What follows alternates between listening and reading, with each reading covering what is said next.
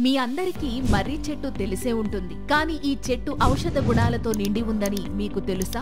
నాకు తెలిసి మీలో ఎవరికీ తెలియకపోవచ్చు. సో నేనే చెప్తాను వినండి. మనందరికీ తెలిసిన మర్రి చెట్టు శాస్త్రీయ నామం పైకస్ బెంగాలస్. ఈ చెట్టు పండ్లు, బెరడు, మొగ్గలతో పాటు లేత ఊడల్లో ఇలా అణువణువున ఔషధ గుణాలు ఉన్నాయి.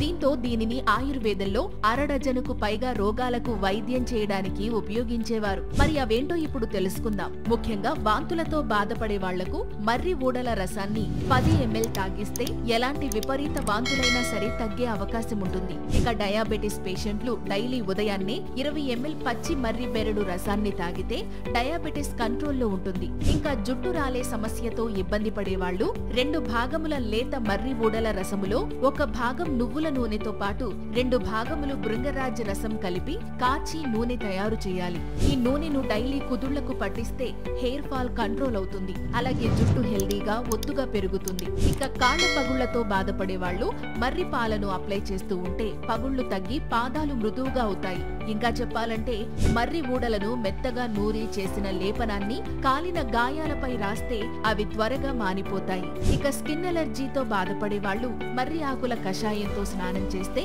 స్కిన్ ఎలర్జీలు తగ్గే అవకాశం ఉంటుంది. అలాగే మర్రి బెరడును ఎండబెట్టి చేసిన పొడిలో పంచదార కలిపి పెట్టుకోవాలి. ఈ పొడిని ఆవు పాలల్లో కలిపి డైలీ పరగడుపున తాగితే జ్ఞాపక శక్తి పెరిగే అవకాశం ఉంటుంది. అయితే ఇన్ని హెల్త్ బెనిఫిట్స్ కలిగించినప్పటికీ దీనిని ఉపయోగించే ముందు ఆయుర్వేద వైద్యుని సలహా తీసుకోవడం మాత్రం మర్చిపోకండి. ఇలాంటివి ఇంకా ఆయుర్వేదంలో ఎన్నో ఉన్నాయి.